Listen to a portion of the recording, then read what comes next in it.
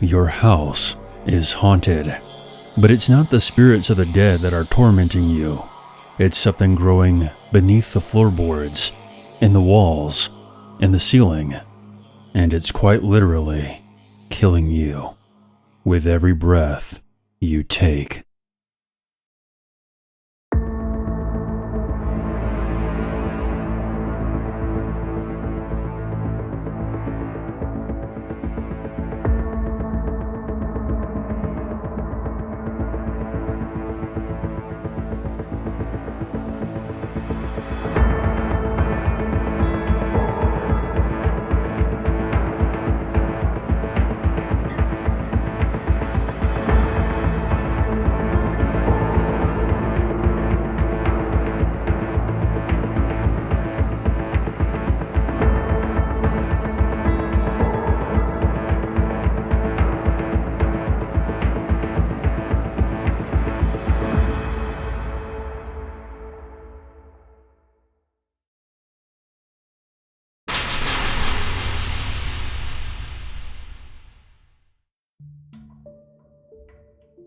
Melinda Ballard was a high-powered New York City public relations executive with a background in fashion and fragrance. She built her career with a sharp intellect and creative flair, holding a bachelor's from Monmouth University and a master's from New York University. She thrived in the fast-paced urban world, but yearned for a quieter, more grounded life. In 1990, she relocated to Dripping Springs, Texas, a serene community just 30 minutes outside of Austin, where rolling hills and open skies promised a stark contrast to the urban hustle of the city. Melinda purchased a sprawling 73-acre estate, anchored by a luxurious 12,000 square foot mansion, modeled after the iconic Terra plantation from Gone with the Wind.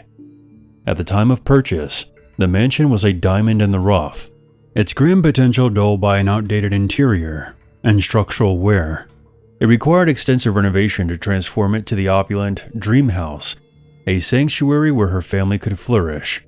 By 1997, after years of meticulous planning and construction, Melinda, her husband Ron Allison, a successful executive in his own right, and their 3-year-old son, Reese, moved into the newly revitalized mansion.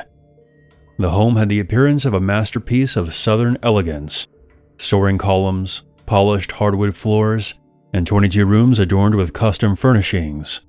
For the Ballards, it was the culmination of a dream, a safe place to raise Reese, host lavish gatherings, and build their legacy. The family appeared to have it all, their days filled with laughter and the promise of a bright future. But unbeknownst to them, a minor plumbing issue from the renovations caused a persistent leak in the downstairs bathroom. It had been inadequately addressed, and the accumulated water damage would prove to have dire consequences. Soon, 3-year-old Reese developed severe respiratory problems, including coughing up blood and breathing difficulties. Doctors were baffled, diagnosing him with an unexplained medical condition that threatened his life. The symptoms he displayed were common to many conditions, such as asthma, allergies, viral infections, or bacterial pneumonia, making it difficult to pinpoint what was causing the sickness. The house had undergone significant renovations, which included repairing water damage. This could be the reason an air quality check wasn't considered, but there was clearly something wrong about the house, and the next tragic turn of events only highlighted that further.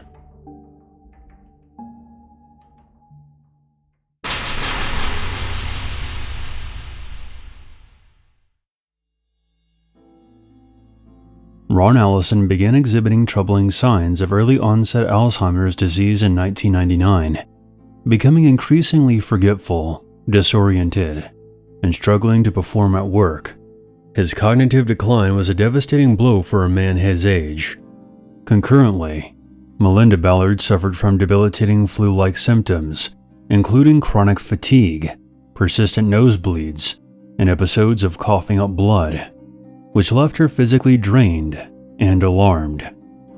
Their dream home, once a symbol of success, began to feel like a nightmarish trap, reminiscent of horror films like the Amityville Horror or a haunting in Connecticut, where restless spirits torment the living for daring to inhabit their domain. Yet, the truth behind the Ballard family's suffering was far more sinister and deadly than a vengeful ghost, and its consequences would prove devastating and long-lasting. As the family's health deteriorated, Reese's condition took a terrifying turn, requiring hospitalization for a rare life-threatening pulmonary hemorrhage, a condition so uncommon it affects only about 1 in a million children. The Ballard family's trauma was intensified by the medical community's inability to unravel the cause of their ailments. The absence of a clear explanation left the family feeling abandoned by the very systems meant to protect them. Their trust eroded by dismissive appointments and inconclusive tests. The mansion, once a sanctuary, now felt like a prison, its opulent rooms tainted by an oppressive atmosphere that seemed to drain the family's vitality.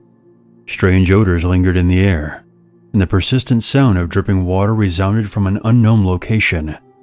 In just 2 years, the Ballards' dream of a perfect life in their new mansion had been completely shattered. The emotional weight of caring for their critically ill child, coupled with Ron's declining cognitive function and Melinda's worsening physical health, pushed the family to the brink.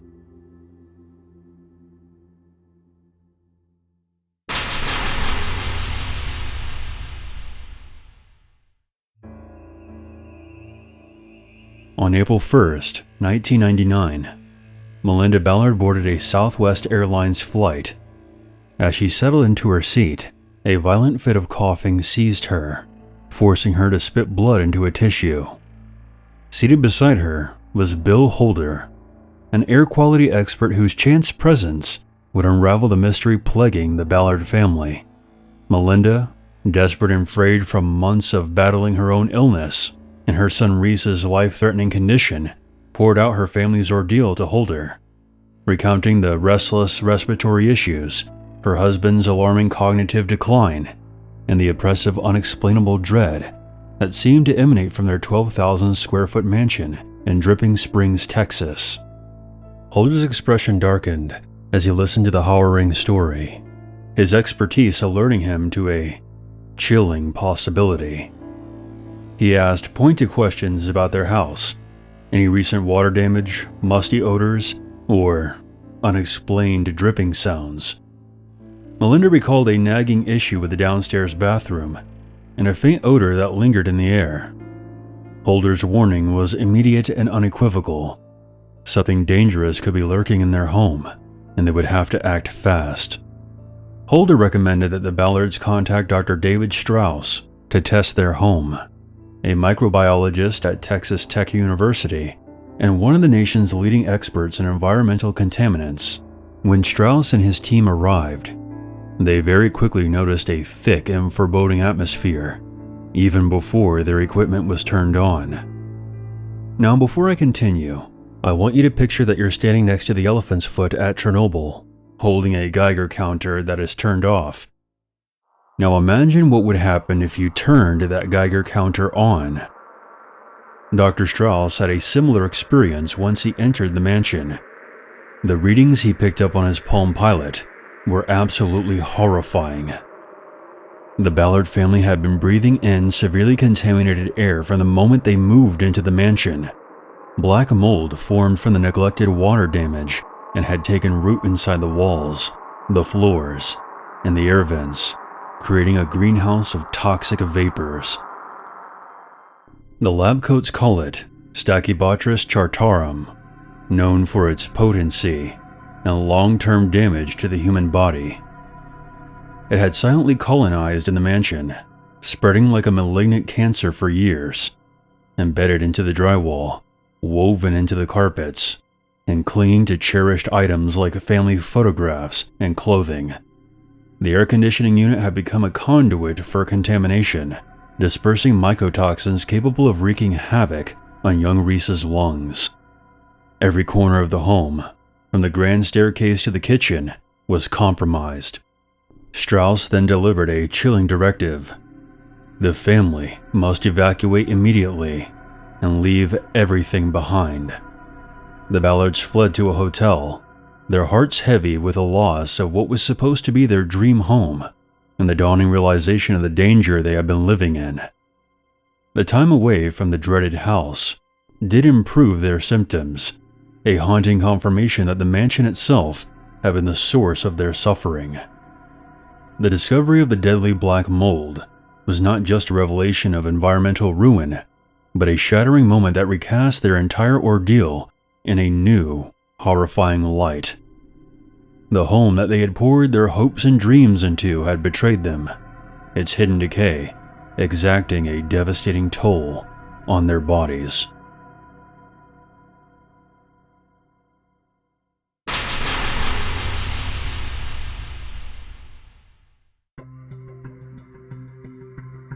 The Ballards' evacuation from their home in April of 1999 marked the end of one nightmare and the beginning of another, a desperate quest for answers and accountability. The family sought deeper investigations into the toxic infestation that had turned their home into a biological hazard. Dr. David Strauss pressed forward with exhaustive sampling. His team peeled back the layers of the mansion, revealing the extent of the contamination. Spores had burrowed deep into the ducts, staining the ceilings and infiltrating even the insulation behind the walls. The mycotoxins, which are essentially airborne assassins, had not only ravaged the structure, but had saturated the air for months, explaining the family's cascade of illnesses.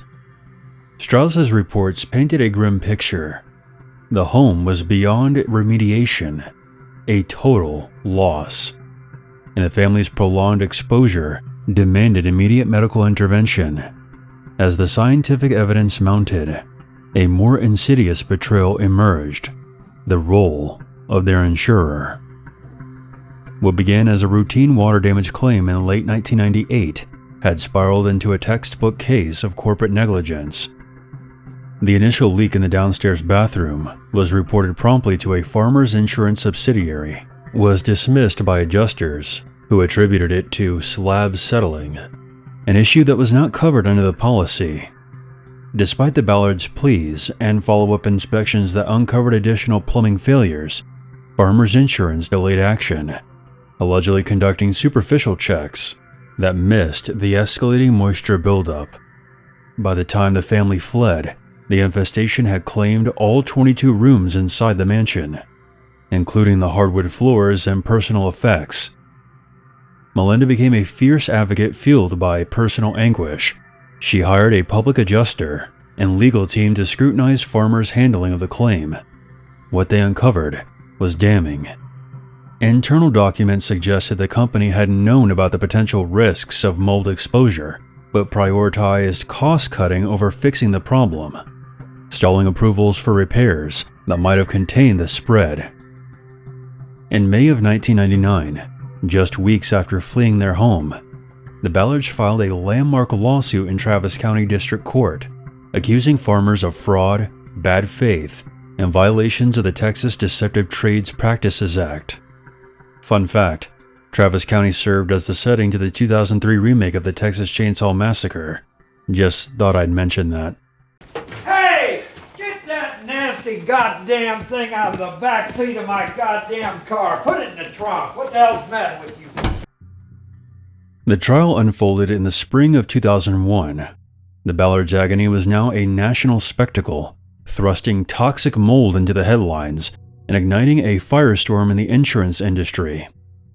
Melinda took the stand in a gas mask and hazmat suit, legendary by the way, and her testimony was a raw chronicle of suffering.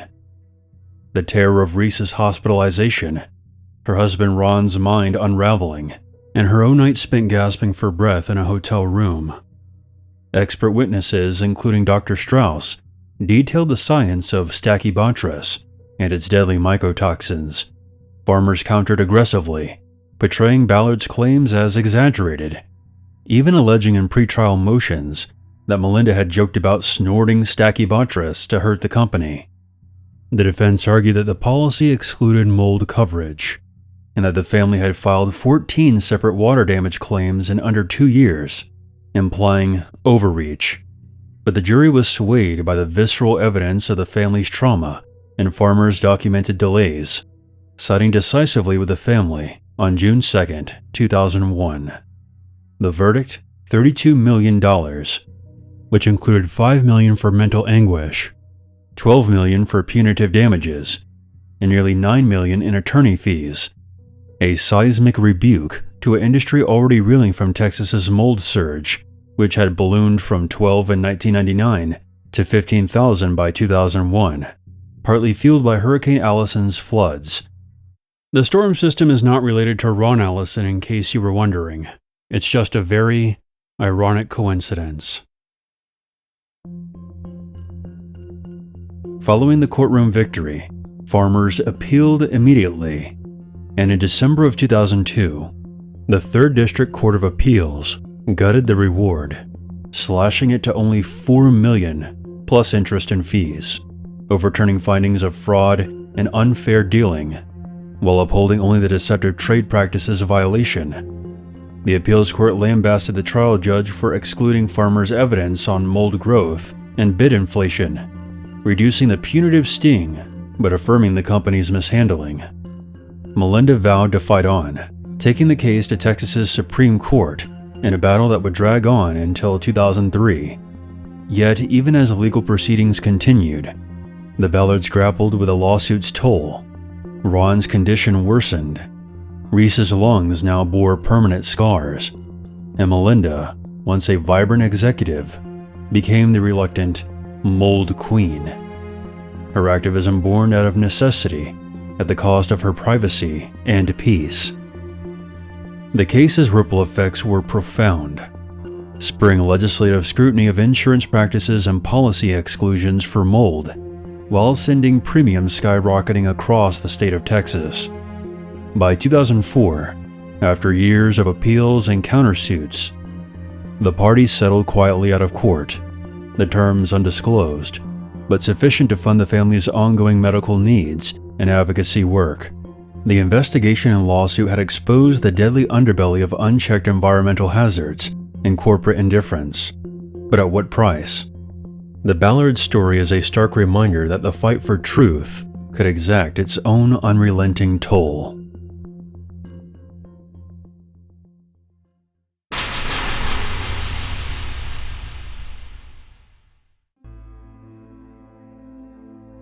The Ballard family's battle with their toxic mansion left scars far deeper than the loss of their dream home. Some might say they were never able to truly escape. Ron Allison eventually succumbed to the relentless progression of his Alzheimer's disease and spent his final years in a care facility, passing away in 2020. Reese, the bright toddler whose pulmonary hemorrhage first signaled the family's nightmare, carried the physical and emotional toll of his early illness into adulthood. Despite moments of resilience, he died in 2021 at the age of 25. His young life cut short under circumstances that remained privately held, but will forever be tied to the family's ordeal.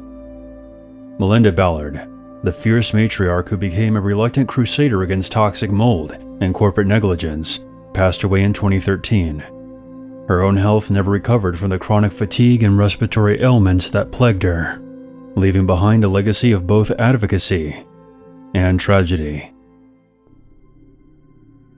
As for the infested mansion, it sat condemned for years until it was demolished in 2004. A dream reduced to ashes.